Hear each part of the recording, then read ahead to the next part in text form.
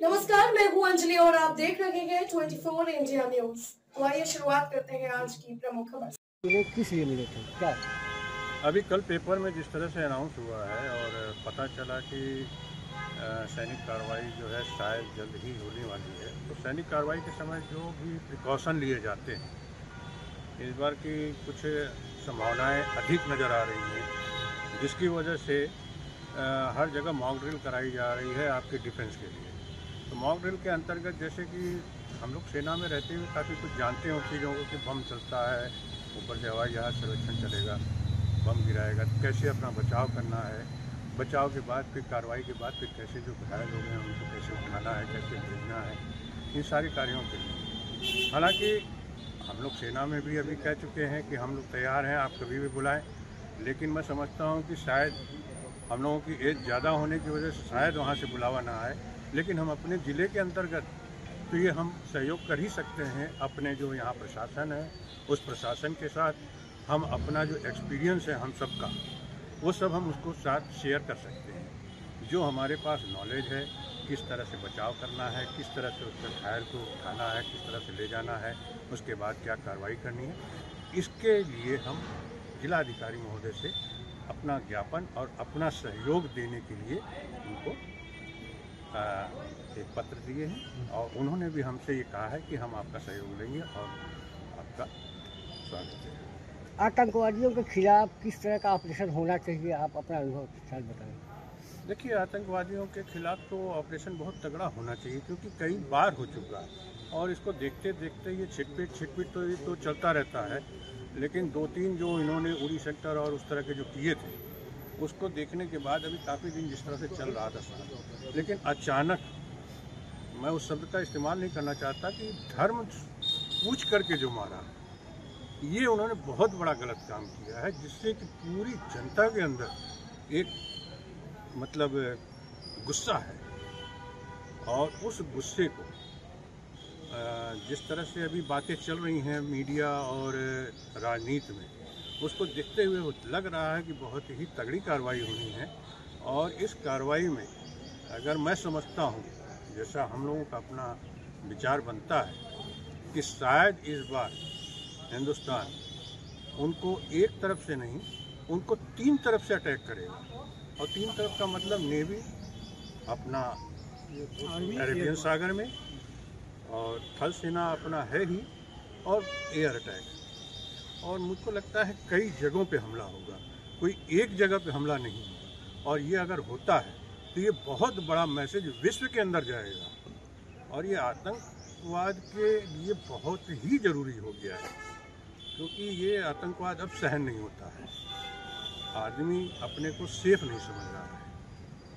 14 दिन हो गए घटना के, अभी तक कार्रवाई कुछ मीडिया तक नहीं की गई, इसे जनता को लेकर के बड़ा ओहापोह की स्थिति है। नहीं, बात बिल्कुल सही है, लोगों का इसमें उत्सुक होना, उग्र होना बहुत ज़रूरी है।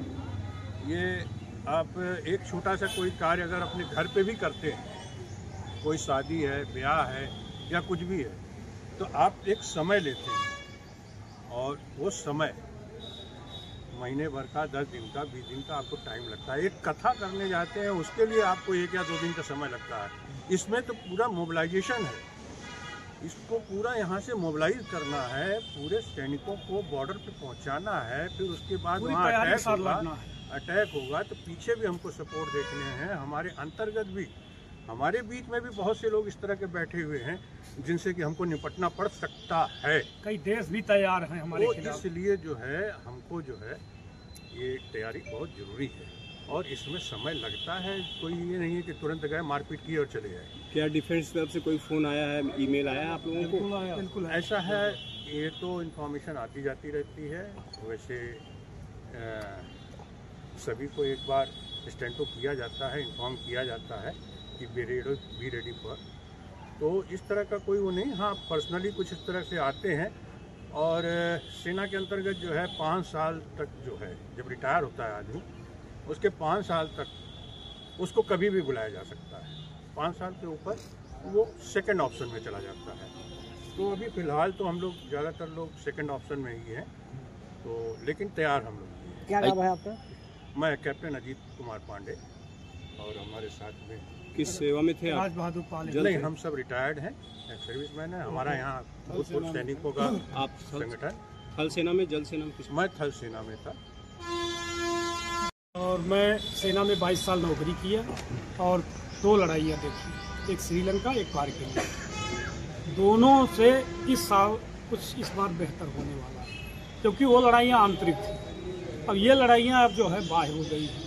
इसमें हमारे कई देश भी पाकिस्तान को मदद कर रहे हैं। उनको भी ध्यान में रखते हुए, हर चीज़ को देखते हुए सुचारू रूप से इस बार पाकिस्तान को नस्तानबूज करना है। यही हम लोगों की कामना है। और इसके साथ हम लोग पूरे जिले के भूतपूर्व सैनिक संगठन के सभी साथ तैयार हैं। हमारे जिले को, हम तो सेना में 25 साल रिटायरमेंट हो गया है। अब हमारी मदद तो नहीं लेगा, लेकिन हम अपने जिले की सुरक्षा जरूर करने के लिए तैयार हैं। बिल्कुल जाएंगे, तैयार हैं सर। अभी आपने कहा हम 2 लड़ाइयाँ लड़ चुके, उसके साझा आप कर लीजिए। लड़ाई श्रीलंका की लड़ाई लड़ा हूँ। जब मैं ट्रेनिंग कर रहा था उस समय मैं श्रीलंका में शांति सेना बन के दूत बन के गया था। वहाँ हम लोगों ने कम से कम 2 महीने, मात्र 2 महीने शांति दूत वहाँ बन के गए थे, शांति ये। इसके बाद कारगिल युद्ध में हमको जो है 250 गोलियाँ लगी हैं। इस समय मौजूद है, आपको दिखा सकते हैं। हमारे पैर पूरे चल भी हो चुके हैं। 250 गोली, जबकि 14 दिन के बाद मैं जो है जिंदा बच के आया हूँ। इसलिए मेरा इतना बड़ा जोश है कि मैं पाकिस्तान को एक टुकड़े की तरह देखना चाहता हूँ, कि टुकड़ा टुकड़ा कर दूं। यही मेरी कामना है और मैं अपने ज़िले की रक्षा करने के लिए तैयार हूँ। बाकी प्रशासन है, हमारे जिलाधिकारी महोदय हैं, लेकिन उनके साथ हम लोग भी अपना, जब तक जान जिस्म में जान है तब तक साथ देंगे। धन्यवाद।